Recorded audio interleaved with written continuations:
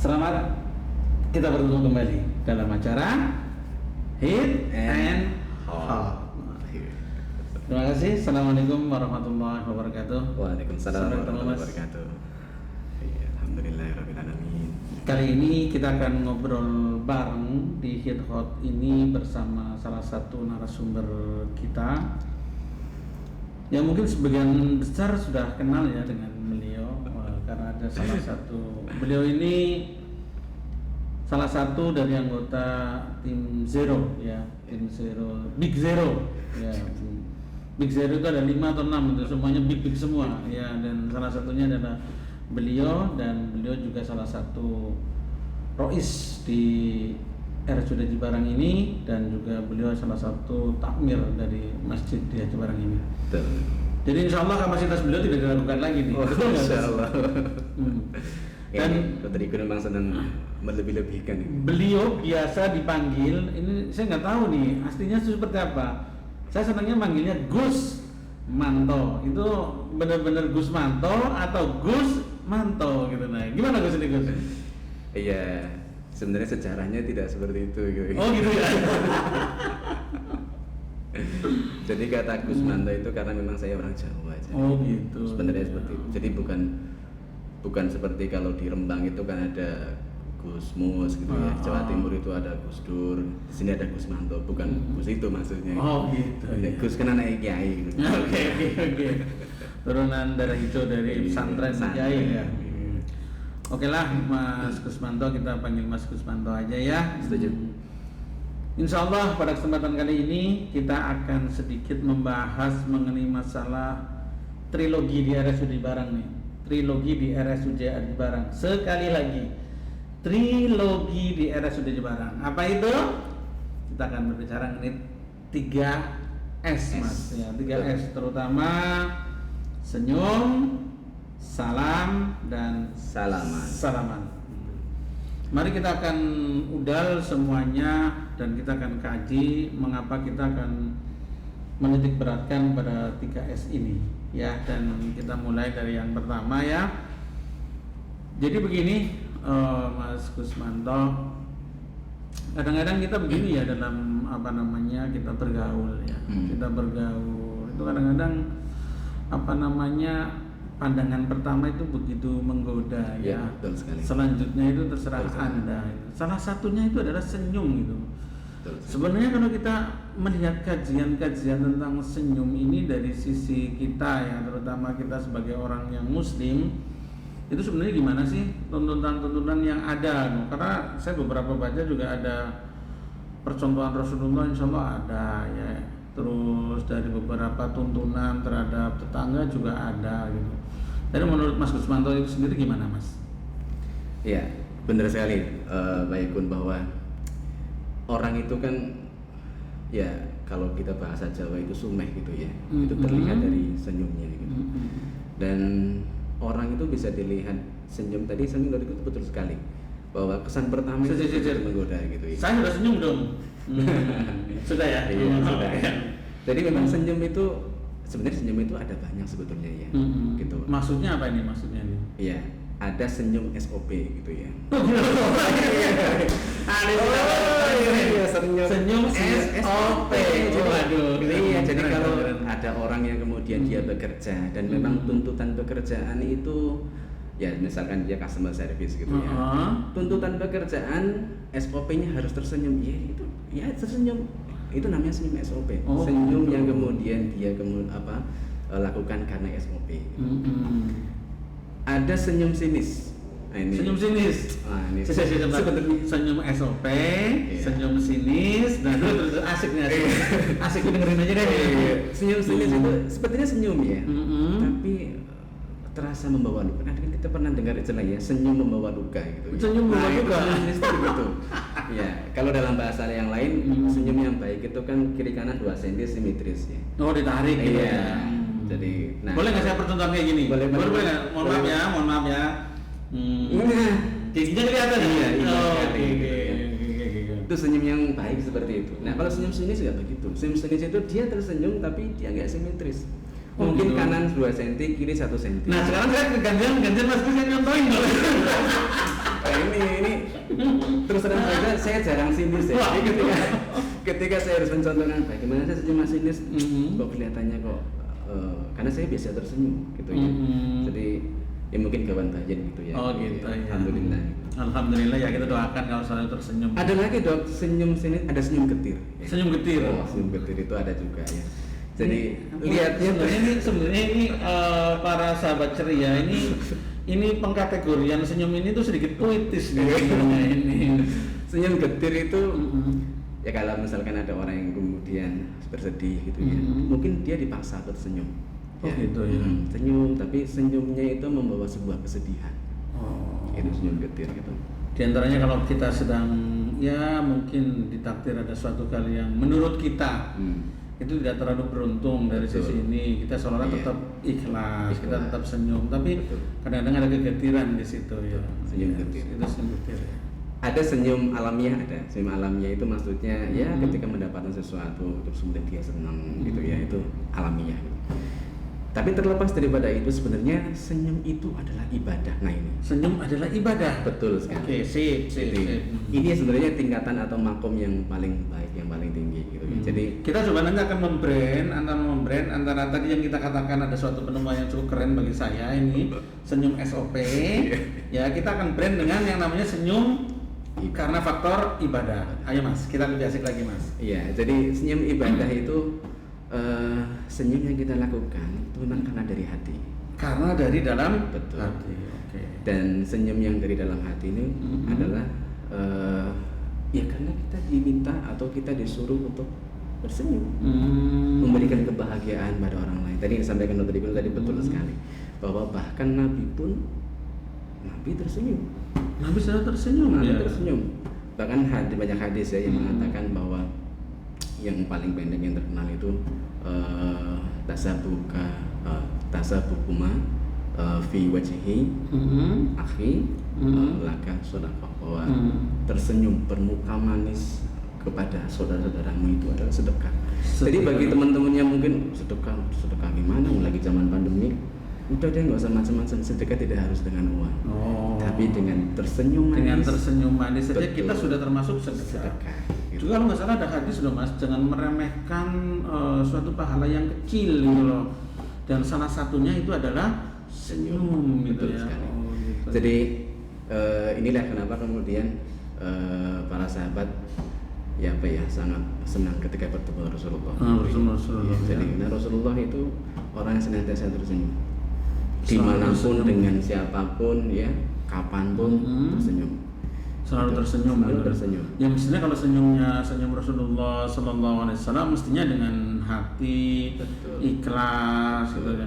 Dan menurut saya Mas, ini adalah juga SOP juga loh Mas, senyum SOP loh. SOP apa coba? SOP keimanan dari kita gitu. Jadi sebuah senyum SOP yang basicnya didasari rasa iman, ingin menyesuaikan seperti yang diajarkan oleh Rasulullah. Begitu Mas, maksudnya seperti itu kalau boleh saya menggaris bawah itu. Betul sekali dok. Jadi ada salah satu, jadi tujuan manusia diciptakan sebenarnya kan ada dua gitu ya. Ada dua tujuan manusia. Jadi pertama adalah beribadah kepada Allah. Beribadah kepada Allah. Terus kan jelas ya, wa ma khalaqtul jinna wal insa illa liya'budun. Itu tugas pertama. Dan yang kedua adalah wa ma arsalnaka illa rahmatan lil alamin. Dan tidaklah aku turunkan dirimu wahai Muhammad beserta umatnya kecuali untuk sebagai rahmat bagi orang lain. Gitu. Jadi hablum minallahnya itu. Oke, hablum minallah juga. Nah, kaitannya dengan senyum ini adalah hubungan antar manusia. Gitu. Ketika kita menggembirakan orang, ya, ketika kita membuat orang lain senang, itu luar biasa. Ketika kita bisa bermanfaat bagi orang lain, itu luar biasa. Keren ya. Keren sekali. Makanya saya tuh heran ya. Kenapa ada orang yang tidak bisa senyum? Nah, itu gimana ceritanya ya? Gitu. Mungkin wajahnya sudah ini kali Mas, sudah terlem, jadi kaku gitu. Iya kadang, masya Allah gitu ya.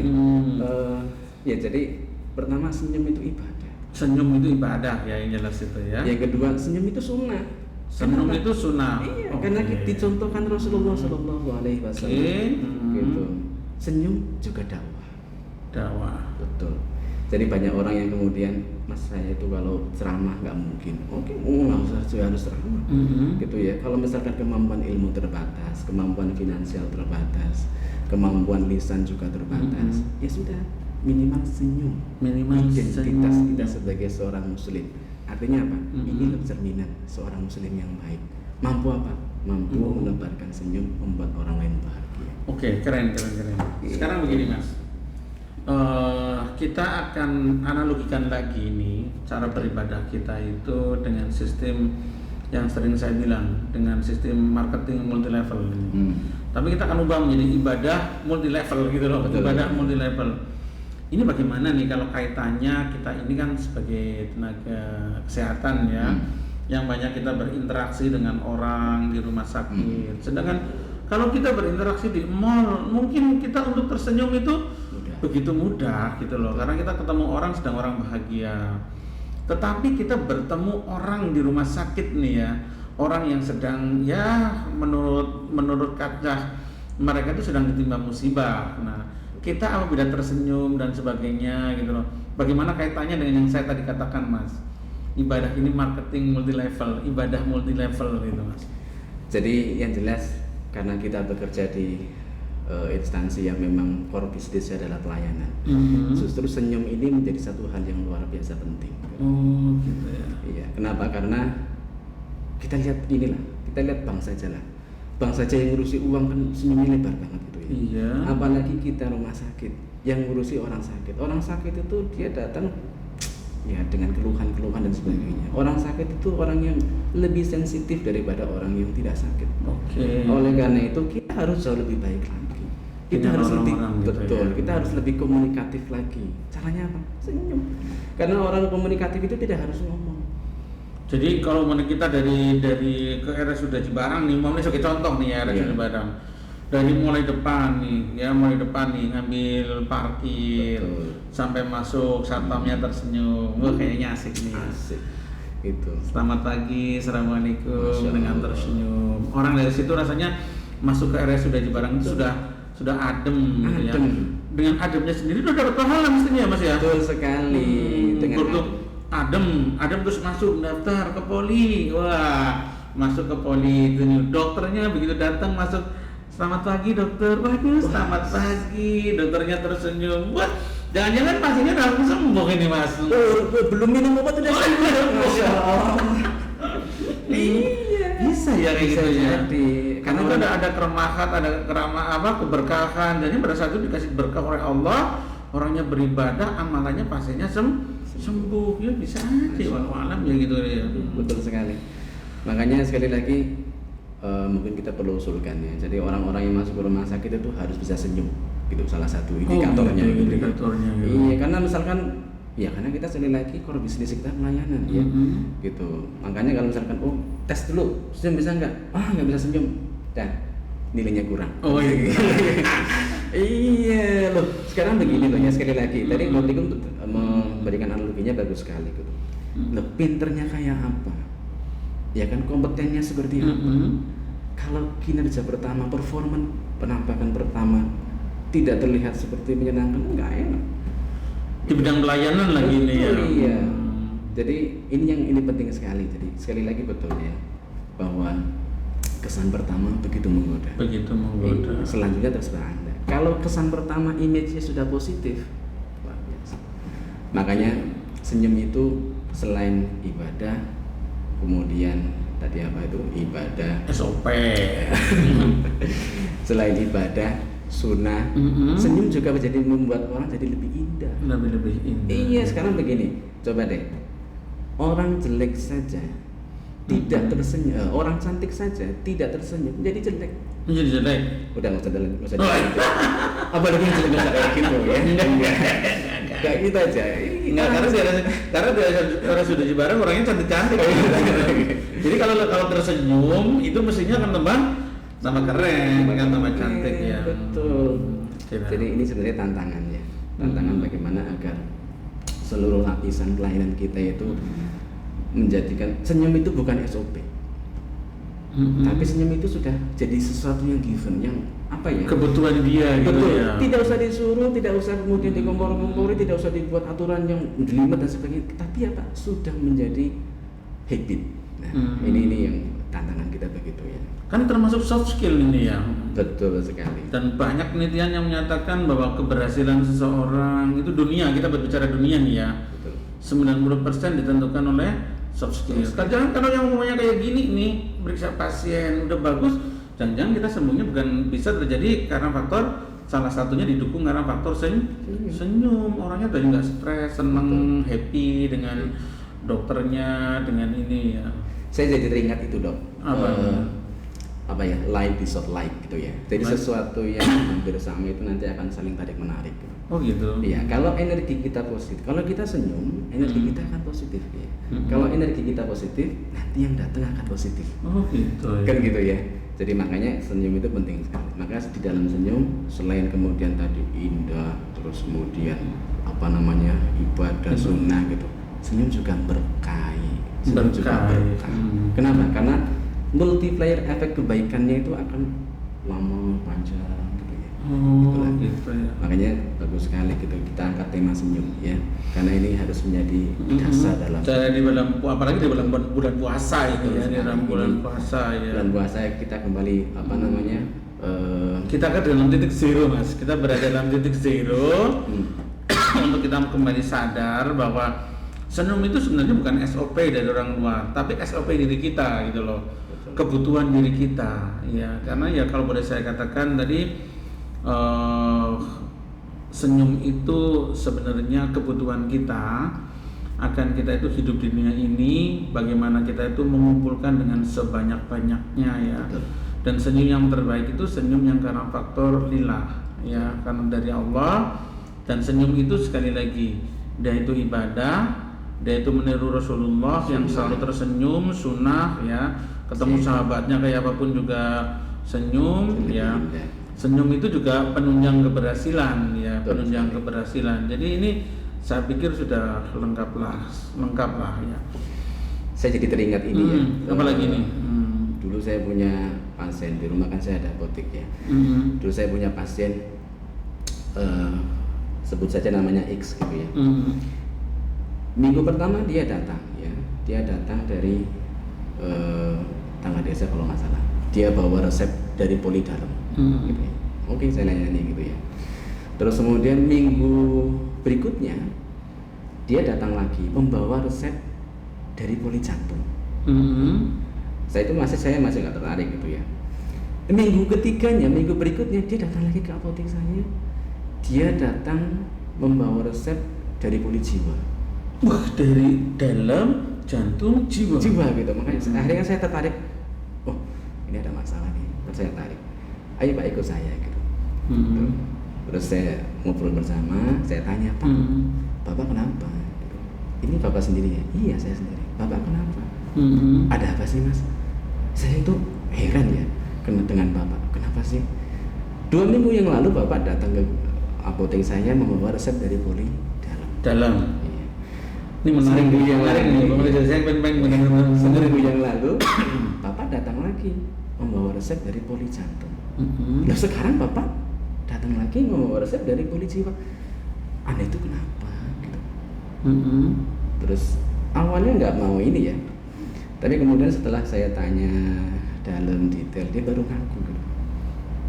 Saya itu memang susah tersenyum Mas. Masya Allah. Kenapa? Karena saya itu khawatir. Kenapa khawatir?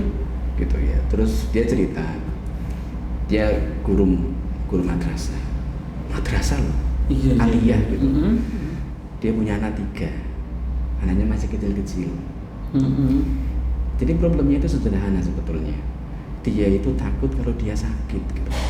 Masya Allah. Jadi kekhawatiran yang berlebihan sehingga dia tidak bisa tersenyum. Tidak bisa senyum. Makanya tadi tidak salah kalau saya katakan pada saat ini marilah kita ke titik zero gitu loh. Titik zero semuanya itu dari Allah, sekali datangnya dari Allah, dan kita niatkan tadi ya, kita niatkan. Jadi sungguh keren. Setelah itu orangnya baik. Nah terus saya tanya, Bapak ini ini lucu sebetulnya. Nah, kenapa lucu Mas? Iya, karena bapak itu sebenarnya sakit gara-gara tidak ingin sakit. Hah? Kok bisa kayak gitu? Iya, iya. Jadi gini Pak, bapak itu tidak bisa senyum, kekhawatirannya terlalu berlebihan.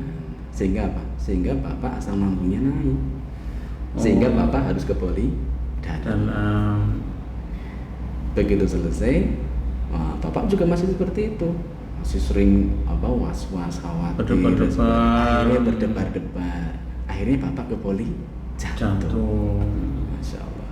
Bapak juga terlalu stres sehingga bapak nggak bisa tidur. Akhirnya datang ke poli jiwa. Bapak ini gimana sih? Bapak ini harus lucu. Bapak ini sebenarnya sakit gara-gara tidak ingin sakit. Udahlah Pak, ya tidak usah terlalu stres. Justru penyakit itu datangnya dari karena nggak bisa senyum. Oke lah, jadi kalau boleh saya berkesimpulan, orang yang mau tersenyum juga indikator bahwa dia itu sebenarnya dalam kondisi stres apa beda ya. Apabila kita berbasic bahwa senyum itu memang sebuah kebutuhan, datangnya dari hati, ya. Karena dia ingin melaksanakan itu sebagai ibadah, karena faktor kita ingin berbuat baik kepada orang, ingin mengikuti sunnah Rasul, ya, dan juga ini ingin membantu orang lain. Ya, buat pemirsa semuanya, sahabat cerianya semua, saya pikir ini sudah cukup bahasan yang cukup menarik buat kita semua. Dan marilah mulai saat ini, buat apa kita takut untuk tersenyum, ya? Buat apa kita nggak mau untuk tersenyum, ya? Dan buat apa kalau kita beriman tidak ingin mengikuti sunnah Rasul dan perintah Allah untuk beribadah, walaupun sangat ringan, itu adalah tersenyum. Tersenyum adalah salah satu multi level ibadah. Betul. Gue ngasih nyong awe karoko, kau seneng, seneng dari mari bisa ngeliat duit, wah anaknya wah gitu. Jadi buat teman-teman semuanya, saya pikir cukup ya. Siap.